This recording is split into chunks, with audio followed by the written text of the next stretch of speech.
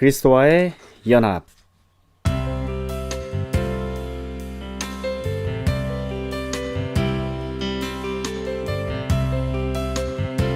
구속을 적용하시는 성령의 역사를 고찰하면서 이제 우리는 신자와 그리스도 사이의 연합의 교리를 살펴볼 시점에 도달했습니다. 이 구속은 우리의 주님이시며 구세주이신 예수 그리스도가 수행하시고 값으로 사신 것입니다.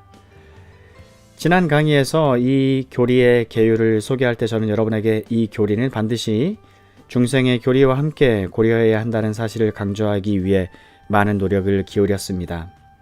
그 두 가지는 거의 동시에 일어납니다. 논리적으로는 연합이 먼저 와야 하지만 시간적으로는 그렇지 않습니다. 우리는 그리스도와의 연합으로 인해 거듭났습니다. 우리의 생명은 그리스도에게서 옵니다. 모든 것이 그리스도에게서 옵니다. 그렇기 때문에 우리는 기독교 신앙의 모든 교리 가운데 가장 영광스러운 것 중 하나를 함께 살펴보고 있습니다. 사랑하는 여러분, 이보다 더 장엄한 교리는 없습니다. 이 교리를 통해 우리는 우리가 정말로 그리스도께 참여한 자들이며 신성한 성품에 참여한 자들임을 상기하게 됩니다.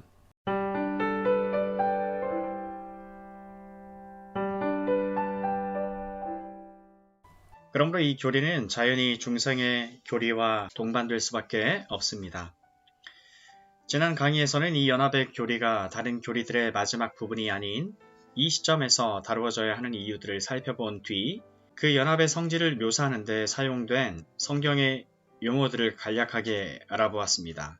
이제는 이 교리를 좀 더 상세하게 고찰해 나갈 차례입니다. 그리스도와의 연합의 본질. 첫째로 살펴볼 것은 분명 이 연합의 본질입니다. 우리가 살펴본 바 성경이 연합에 대해 사용한 용어들 자체가 이 연합의 성질을 이해하는 열쇠를 제공해 줍니다. 하지만 이번에도 부정문으로 출발하는 것이 더 나을 것입니다. 우리는 신자와 그리스도와의 연합에서 일종의 인격의 혼동이 일어나는 것처럼 생각해서는 안 됩니다. 연합을 우리의 실체 내지 존재의 본질이 우리 주님의 실체 내지 존재의 본질과 합쳐져 사라지는 것으로 생각해서는 안 됩니다. 이 점을 강조하는 이유는 연합을 언제나 이런 식으로 생각하는 신비주의자들의 가르침 때문입니다. 궁극적으로 그들은 완전한 구원은 영원 속에 흡수되어 사라지는 것이라고 생각합니다. 이것은 몇몇 동양 종교의 개념입니다. 기독교의 이름을 가지고 있는 많은 신비주의와 이 동양 종교들의 특징인 더 일반적인 신비주의 사이에는 유사한 점이 있습니다. 이 모든 신비주의에서는 열반, 너바나라는 개념을 발견할 수 있습니다. 당신은 사라지게 됩니다. 신성과 영원에 흡수됨으로써 당신은 완전히 사라지게 됩니다. 신자와 그리스도와의 연합에 대한 성경의 교리는 절대로 이런 의미가 아닙니다. 성경은 여러분과 제가 영원의 끝없는 시간 동안 개인들로 존재하리라는 것을 분명하게 가르칩니다. 우리는 사라지거나 하나님께 흡수되어 합쳐지지 않을 것입니다. 우리 자신은 언제나 개인들로서 존재할 뿐 아니라 지극히 복된 광경을 누리게 될 것입니다. 우리는 하나님을 보고 그의 영광스러운 임재 안에 있는 기쁨을 누리게 될 것입니다. 우리 주님의 인격에 대한 교리를 살펴볼 때에도 똑같은 것을 강조해야 했습니다. 우리 주님 안에 있는 인성과 신성이라는 두 본성은 별개로 구분되어 있지만 서로 결합되어 있습니다. 부분적으로는 인간적이고 부분적으로는 신적인 새로운 본성이 있는 것이 아닙니다. 그렇지 않습니다. 주님은 하나님이시며 또한 사람이십니다. 그분은 신적이시며 또한 인간적이십니다. 이 둘은 분리되어 있으면서도 또 함께 있습니다. 두 본성은 섞여 있지 않습니다. 이것들은 물질적 의미에서 융합되어 있지 않습니다. 마찬가지로 신자와 주님과의 연합도 실체의 융합이나 뒤섞임으로 생각해서는 아니 됩니다. 하지만 마찬가지로 강조하고 싶은 다른 면의 부정적 진술이 있습니다. 이것은 신자와 그리스도 사이의 연합은 단순히 호감이나 흥미의 연합이 아니라는 사실입니다. 이 연합은 우연히 동일한 흥미나 열정을 가진 사람들이 만나서 구성한 느슨하고 일반적이고 외적인 연합이 아닙니다. 이 사실 역시 중요한 까닭은 어떤 사람들이 신비주의의 오류를 피하려고 애쓴 나머지 이 연합을 오직 이런 방식으로만 표현을 했기 때문에 그러합니다. 제 말의 의미를 아시겠습니까? 사람들과 모여 단체를 구성할 수 있습니다. 그들은 음악이나 어떤 특정 음악가에게 관심이 있을 수 있습니다. 그래서 베토벤 동호회, 모차르트 동호회 등이 만들어지는 것입니다.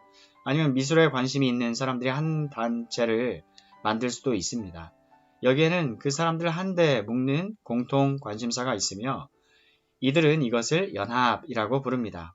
어떤 의미에서는 이것도 물론 연합입니다. 하지만 주님과 그의 제자인 우리를 묶어주는 연합은 이런 종류의 연합이 아니라는 것이 제 말의 요점입니다. 우리는 단순히 구원에 대한 관심으로 모인 것이 아닙니다. 단순히 하나님과 하나님 나라에 대한 관심을 공유하기만 한 게 아닙니다. 물론 이런 관심도 있습니다. 하지만 연합은 이보다 훨씬 더 크고 깊은 것입니다. 그래서 저는 양극단에 놓여 있는 것처럼 보이는 이 두 가지 부정적인 진술을 꼭 강조하는 것입니다. 그렇다면 이 연합의 본질 내지 특성은 무엇일까요? 먼저 이 연합은 영적인 연합입니다. 영적인 연합. 바로 이 점에서 성령에 대한 교리가 대단히 중요해집니다. 우리는 우리 안에 내주하시는 성령을 통해 그리스도께 결합되어 있으며 그리스도와 연합하고 있습니다. 우리를 이렇게 그리스도와 연합시키는 것은 성령의 기능, 특별한 사역이며 우리는 우리 안에 계신 성령의 임재에 의해 그리스도께 결합되어 있습니다. 이것을 실증하는 몇 가지 성경 구절을 보여드리겠습니다. 고린도전서 6장 17절을 봅시다. 주와 합하는 자는 한 영이니라. 여기에서 사도는 고린도 교인들에게 그들의 몸이 성령의 전이며 때문에 몇 가지 육신의 죄들을 피해야 한다고 상기시키고 있습니다. 바울은 창녀와 합하는 자는 그와 한 몸이라고 말합니다. 16절. 그 다음에 정반대의 진리를 덧붙입니다. 주와 합하는 자는 한 영이니라. 그러므로 이것은 물질적인 연합이 아니라 영적인 연합입니다. 고린도전서 12장 13절도 동일한 개념입니다. 우리가 다 한 성령으로 세례를 받아 한 몸이 되었고 또 다 한 성령을 마시게 하셨느니라. 우리는 성령을 통해 이같이 놀랍고 신비한 방식으로 그리스도와 연합되어 있습니다. 둘째로 이 연합은 신비적 연합입니다. 신비적 연합. 이 어려운 용어의 의미가 무엇입니까? 이것을 설명하는 가장 좋은 방법은 에베소서 5장 마지막 부분에서 사도 바울 자신이 사용한 비유를 살펴보는 것입니다. 이 구절들은 종종 결혼 예배에서 읽히는데 그렇게 하는 것은 옳습니다. 어떤 결혼 예배에서는 남편과 아내의 관계가 그리스도와 그의 교회 사이에 있는 신비적 연합을 의미한다는 메시지가 전해집니다. 분명 에베소서 5장에서 사도 바울은 주님과 그리스도인 신자 간의 연합이 남편과 아내의 연합과 유사하다고 말합니다. 신비적 연합이라는 말의 의미가 바로 이것입니다. 이것을 말로 표현하기는 매우 어렵습니다. 여기 하나의 연합이 있습니다. 신비적이라는 말보다 이 연합을 더 잘 묘사하는 용어를 찾을 수 없습니다. 둘이 합하여 한 몸이 될 뿐 아니라 이 둘은 친밀한 방법으로 묶여 있어서 둘이 정말로 하나가 됩니다. 이것이 신비적 연합입니다. 그 다음으로 이 연합은 생명의 연합이라고 묘사할 수 있습니다. 생명의 연합. 이것은 분명 대단히 중요한 점입니다. 이 말은 우리의 영적 생명이 주 예수 그리스도로부터 직접 나온다는 의미입니다. 우리는 내주하시는 성령을 통해 그리스도에 의해 유지됩니다. 그리스도인의 삶에서 그리스도와 우리와의 연합이 생명의 연합이라는 것을 깨닫는 것보다 중요한 것은 없습니다. 이것은 생명체입니다. 기계적이거나 개념적인 어떤 게 아닙니다. 어떤 사상이나 개념이 아닙니다. 이 연합은 그야말로 생명의 영적인 연합입니다. 이것을 보여주는 성경 구절 몇 가지를 찾아봅시다. 성경에서 가장 놀랍고 경이로운 진술 가운데 하나인 요한복음 1장 16절의 위대한 말씀을 봅시다. 우리가 다 그의 충만한 데서 받으니 은혜 위에 은혜로라. 이 말씀이 모든 것을 말해줍니다. 이것이 우리와 그리스도와의 관계라고 요한은 말합니다. 그리스도의 충만함과 생명 일부가 우리에게 전달되고 있고 우리는 그것을 받고 있습니다. 여러 본문이 같은 내용을 말합니다. 우리 주님이 바로 이에 대해 말씀하신 요한복음 14장 19절 20절을 봅시다. 이는 내가 살아있고 너희도 살아있겠음이라. 그날에는 내가 아버지 안에 너희가 내 안에 내가 너희 안에 있는 것을 너희가 알리라. 이것이 얼마나 중대한 관계인지 알 수 있습니다. 그리고 이 모든 일은 내주하시는 성령으로 인해 생겨납니다. 요한복음 17장 22, 23절도 봅시다. 이는 우리가 하나가 된 것 같이 그들도 하나가 되게 하려 함이니이다. 곧 내가 그들 안에 있고 아버지께서 내 안에 계시어 그들로 온전함을 이루어 하나가 되게 하려 함은. 얼마나 장엄한 가르침입니까? 우리 모두의 문제는 이러한 진리를 깨닫지 못한다는 데 있습니다. 하지만 이것은 주님 자신이 주신 진리입니다. 주님은 자기 백성이 이 생명의 영적인 관계의 의미를 깨닫게 해달라고 기도하십니다. 그리고 주님은 이 관계를 성부와 자신 사이에 존재하는 관계와 비교하는 일에 주저함이 없으십니다. 아버지가 주님 자신 안에 계신 것 같이 주님은 우리 안에 계시며 우리는 주님 안에 있습니다. 갈라디아서 2장 20절에서 사도 바울이 이 진리에 대해 말한 것을 봅시다. 내가 그리스도와 함께 십자가에 못 박혔나니 그런즉 이제는 내가 사는 것이 아니요 오직 내 안에 그리스도께서 사시는 것이라. 이보다 더 위대한 것은 없습니다. 여기서 가르치는 것은 이것이 생명을 주는 관계라는 것입니다. 이것은 생명의 연합입니다. 그런즉 이제는 내가 사는 것이 아니요 오직 내 안에 그리스도께서 사시는 것이라.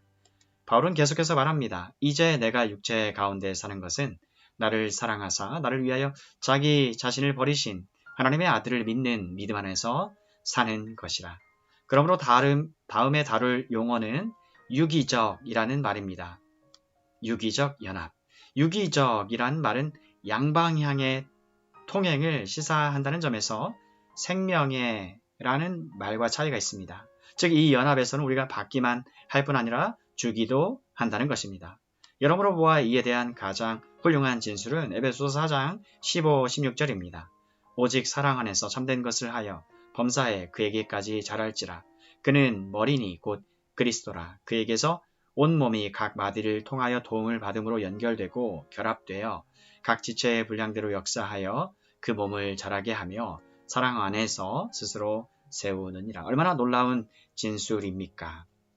이 구절이 어떻게 유기적 요소를 보여주는지 살펴보십시오. 우리는 머리이신 그리스도에게까지 자라야 합니다.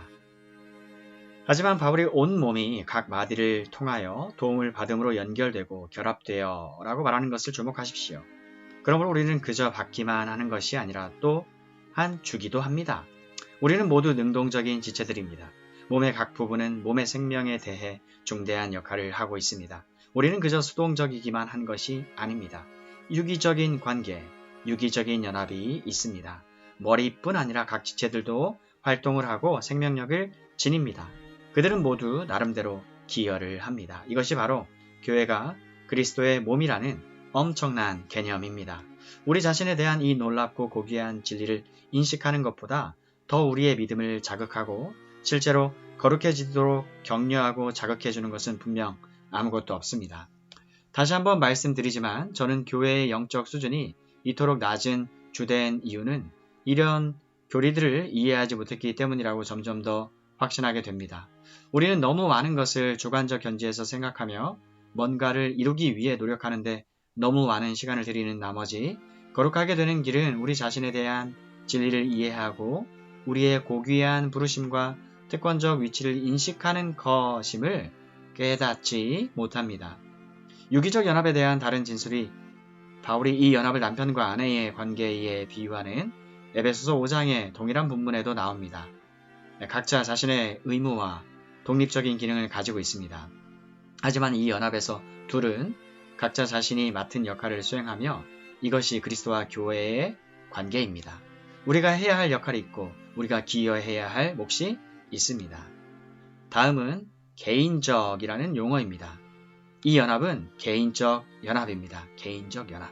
이 말을 사용하는 이유는 우리 모두가 각각 별도로 그리스도와 연합하고 있음을 강조하기 위해서입니다.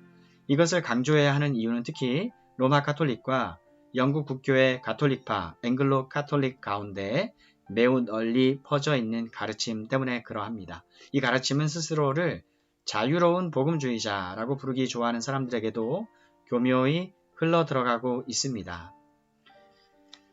이들은 우리는 오직 교회를 통해서만 그리스도에게 연결될 뿐 개인이 직접 우리 주님과 연합하는 일은 없다고 주장합니다.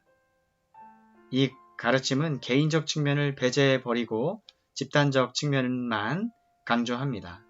그러므로 어떤 의미에서 우리는 교회 안에서 그리고 교회를 통하지 않고는 거듭날 수 없다고 말하는데 이것은 성경의 가르침뿐 아니라 특히 복음주의적 강조점까지도 완전히 부인하는 것입니다.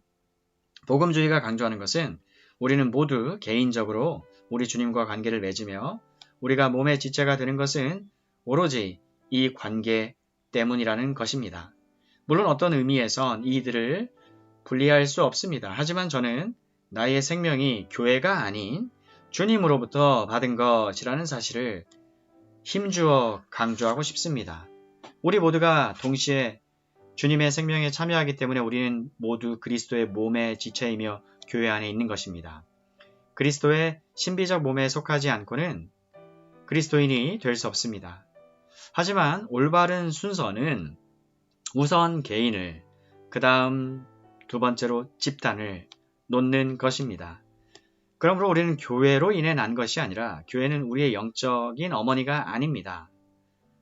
성령으로 났습니다. 교회로 인해 난 것이 아니라 성령으로 났습니다. 이렇게 태어난 순간 보이지 않는 신비적 교회 안에 있게 되는 것입니다.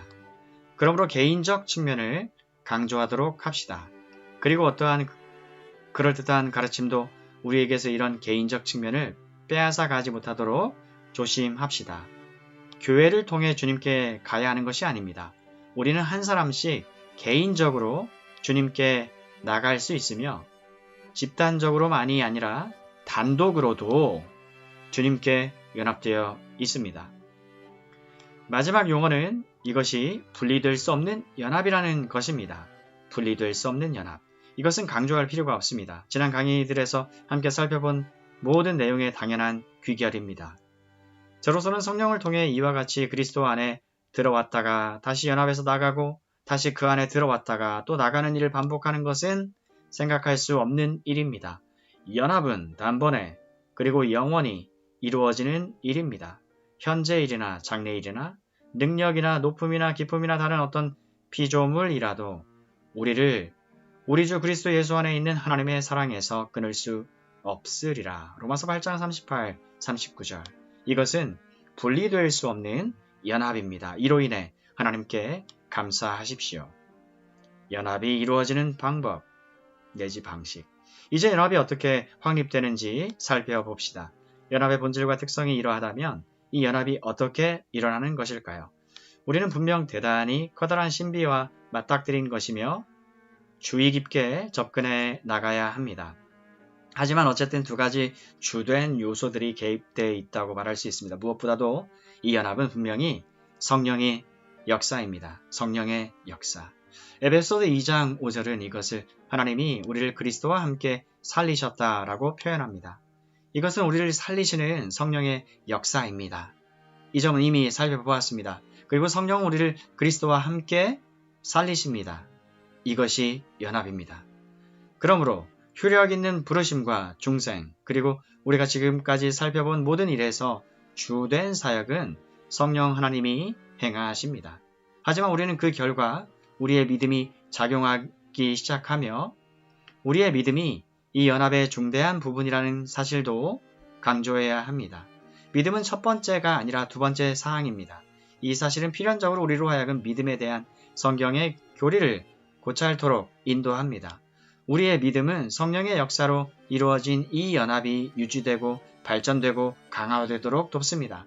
오직 믿음이 활성화될 때에만 이 연합이 우리의 중생, 기타 우리가 살펴본 모든 일을 인식하게 됩니다. 믿음이 작용하기 시작할 때에만 우리는 그 안에서 기뻐하고 그것을 점점 더 바라게 됩니다. 그래서 신자와 주님과의 연합을 다루는 성경 본문에서는 이 믿음이라는 요소가 필연적으로 강조됩니다. 그래야만 합니다. 성령은 연합을 이루시고 믿음으로 인도합니다. 그리고 믿음은 점점 더 연합을 바라고 그 연합이 유지되게 합니다. 그래서 우리는 주님의 살을 먹고 피를 마시며 그렇게 할 때 우리와 주님의 연합은 점점 더 가까워지고 사랑스러워지고 깊어집니다. 믿음은 점점 더 주님의 충만하심에 다가가며 우리가 연합의 진리를 더 많이 깨닫게 될수록 점점 더 그 충만함에 다가가게 됩니다. 이 일들이 시간상 정확히 어떤 순서로 이루어지는지 확정하는 것은 거의 불가능할 정도로 어렵습니다. 하지만 연합은 이런 방식으로 이루어지고 유지됩니다. 그러나 이 지점에서 다시 한번 우리의 부정적 진술들에 주의를 기울입시다. 우리는 연합이 교회에 의해 또는 교회를 통해 이루어지는 것이 아님을 반복해서 말해야 합니다. 우리는 로마 가톨릭이 모교회가 없이는 결코 거듭날 수도 그리스도인이 될 수도 없다고 가르친다는 것을 보았습니다. 그들은 바로 이 점에서 교회가 절대적으로 필요하다고 말합니다. 우리는 이 견해를 단호히 부인합니다. 성경에는 이렇게 말하는 구절이 없습니다. 마찬가지로 이 연합이 성례를 통해 이루어지지 않는다는 것도 힘주어 강조해야 합니다. 다시 한번 강조합시다. 연합은 세례를 통해 이루어지지 않습니다. 우리는 세례를 통한 중생을 말하는 어떤 가르침도 믿지 않습니다. 또 성만찬 의식을 통해 연합이 일어나는 것도 아닙니다. 이 두 가지 성례는 연합을 유지하고 이 연합이 깊어지고 커지기를 바라는 우리의 소망을 자극하는 데에는 커다란 가치가 있을 수 있습니다. 하지만 성례 자체가 연합을 발생시키는 것은 아닙니다. 은혜가 물이나 떡 또는 포도주 안에서 실제로 기계적으로 전달되며 이런 성례들이 사요적으로 작용한다고, 즉 성례가 스스로 영향력을 행사한다고 믿게 만드는 성례에 대한 거짓 가르침에 익숙하실 것입니다. 우리는 이 가르침을 완전히 부인합니다. 우리의 믿음이 없다면 성례는 아무것도 아닙니다. 연합의 결과. 지금까지 우리는 연합이 확립되는 방식을 살펴보았습니다. 다음에 다룰 내용은 우리 모두가 기뻐해야 하고 하나님을 찬양할 이유가 되는 연합의 결과입니다. 얼마나 영광스럽고 끝이 없는 주제입니까? 이것이 언제나 신자들을 향한 설교의 주제가 되어야 함에도 불구하고 신자와 주님의 연합의 결과에 대한 설교를 들어보기가 얼마나 힘이 든지요. 이 주제는 두 가지 주요 항목으로 나눌 수 있습니다. 즉, 여러분은 이 위대한 주제에 대해 객관적으로 또는 주관적으로 생각해 볼 수 있습니다. 유사한 용어들을 말씀드리겠습니다.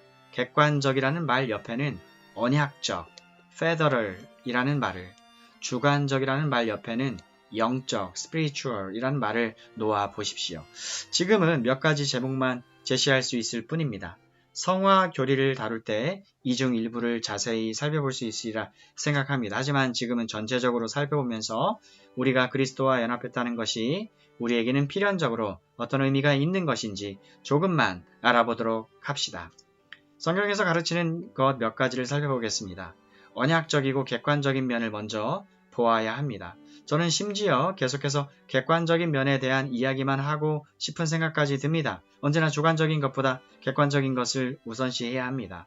물론 우리는 그렇게 하는 것을 좋아하지 않습니다. 우리는 모두 주관적인 것에 관심이 있습니다. 우리는 경험상의 느낌을 원하며 그런 느낌에 대한 관심 때문에 그 근거들에 대해서는 주의를 기울이지 않습니다. 그 결과 감정이 사라지면 우리도 불행해지게 되는데 이것은 모두 우리가 객관적인 진리에 근거해서 이해하지 않았기 때문입니다. 주님과 우리의 연합으로 인해 우리의 경험의 영역을 완전히 벗어나는 몇 가지 일이 생겨나고 이 일들은 우리의 지위, 상태, 신분에 영향을 줍니다. 언약적이라는 말은 바울이 로마서 5장에서 염두에 두고 있는 용어입니다. 본성상 우리 모두는 아담에게 언약적으로 결합되어 있습니다. 하나님은 아담을 인류의 대표로 만드셨습니다. 그는 언약의 머리입니다. Federal Head. 미합 중국의 예를 들어봅시다. 이 나라는 여러 주로 구성되어 있습니다. 각각의 주는 자신들의 주의회, 어떤 의미에서는 주정부를 가지고 있습니다. 하지만 여기에 더하여 이 모든 주를 포함하는 연방 정부, Federal Government라는 것이 존재합니다. 모든 주는 연방적 연합으로 연결되어 있습니다. Federal Union. 성경이 가르쳐주는 바는 모든 인류가 아담과 이 같은 언약적 연합 안에 있다는 것입니다. Federal Union. 우리가 이미 알고 있듯 아담의 죄가 우리에게 전가된 이유가 바로 이것입니다. 우리가 아담에게 언약적으로 결합되어 있기 때문에 법적인 의미에서 그가 행한 것은 우리에게 적용됩니다. 아담이 범죄했기에 우리도 범죄했습니다. 그가 타락했기에 우리도 타락했습니다. 이것이 원죄와 죄책의 교리입니다. 하지만 이제 다른 한편으로는 우리 그리스도인들이 주 예수 그리스도와 완전히 똑같은 관계를 맺고 있다고 기록되어 있습니다. 두 가르침 사이의 대응 관계를 인지할 수 있을 것입니다. 우리는 언약적으로 그리스도와 관계를 맺고 있습니다. 이 말이 무슨 뜻입니까? 우리가 그리스도와 함께 십자가에 못 박혔다는 의미입니다. 우리는 로마서 6장 6절을 주관적으로 혹은 경험적 의미에서 해석해서는 아니 됩니다. 그렇지 않습니다. 이 구절은 객관적인 의미입니다. 내가 언약적으로 그리스도와 결합했기 때문에 그가 못 박혔을 때 나도 못 박혔다고 말하는 것입니다. 이것은 사실을 진술한 것입니다.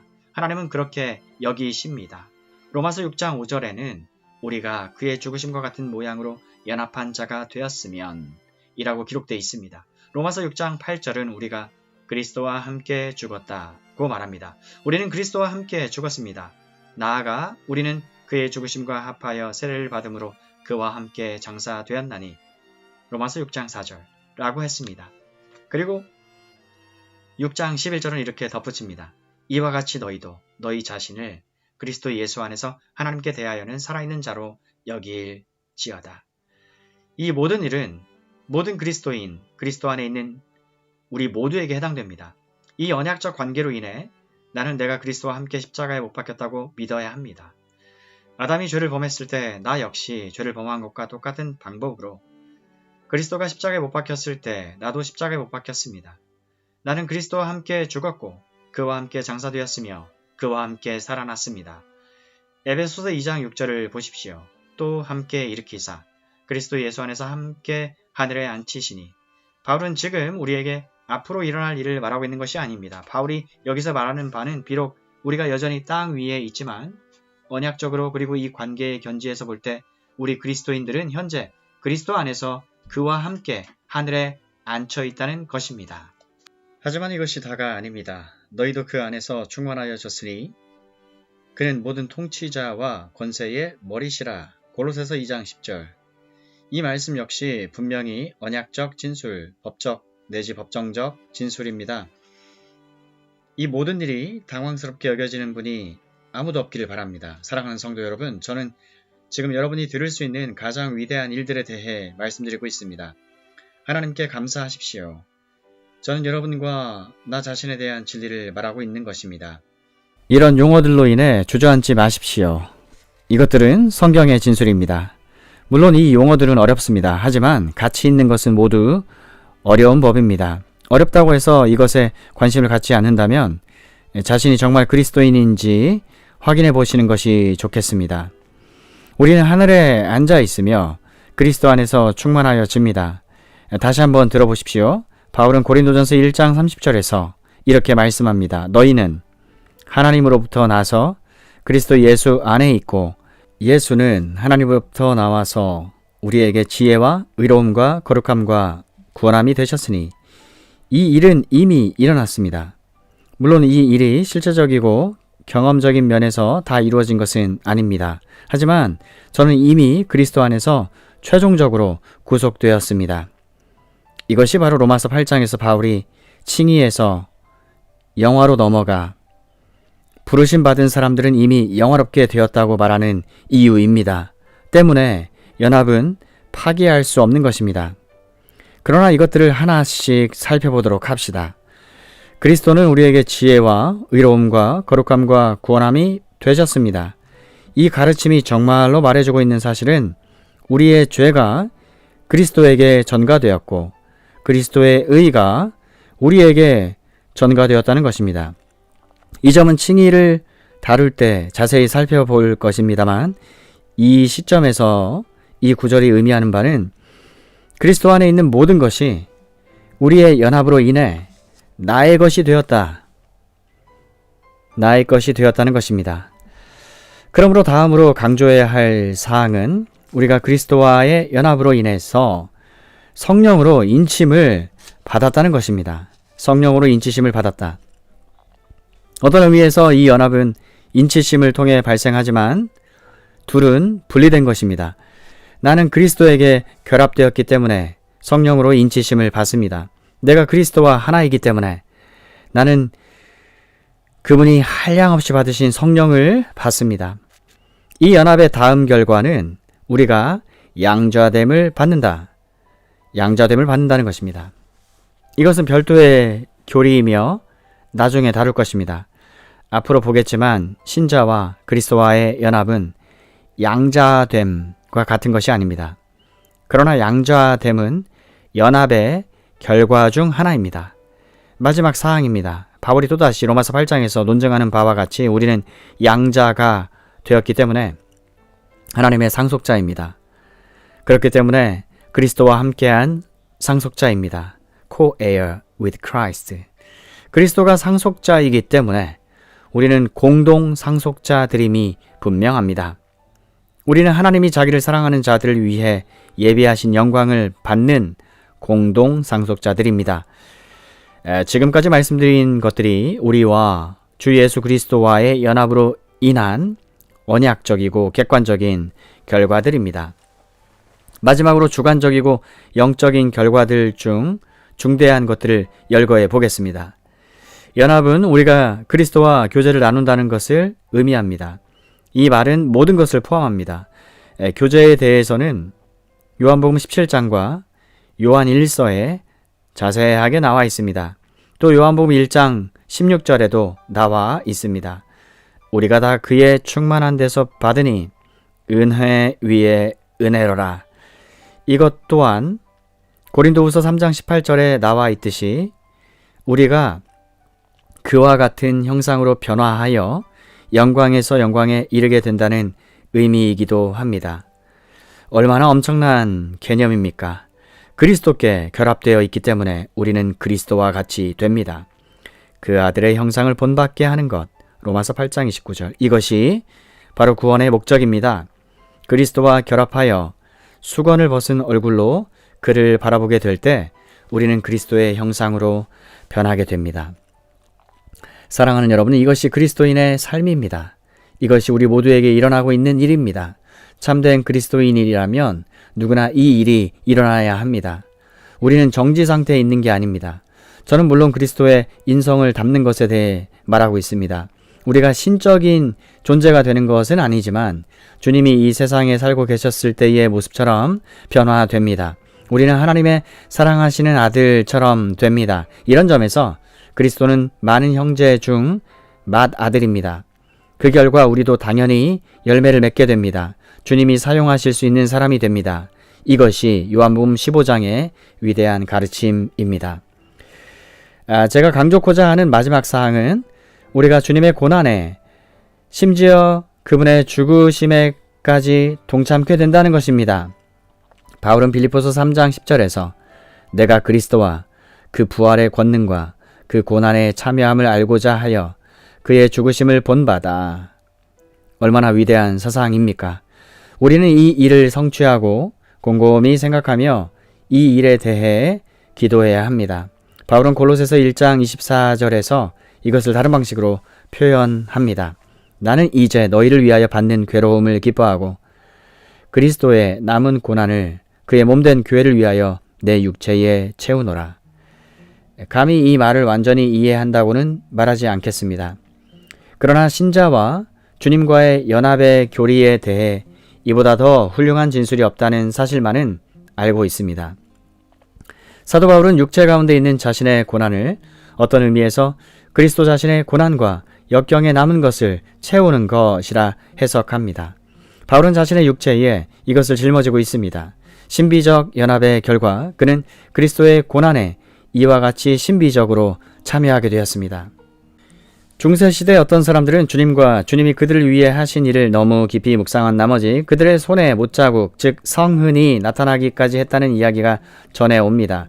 잘 모르겠지만 불가능한 일은 아닙니다. 그런 일이 일어나기도 합니다. 하지만 제가 강조하고자 하는 것은 우리와 주님과의 이 같은 연합에 대한 진리를 더 깊이 깨달을수록 주님의 고난에 참여하는 것에 대해 더 알게 되리라는 것입니다.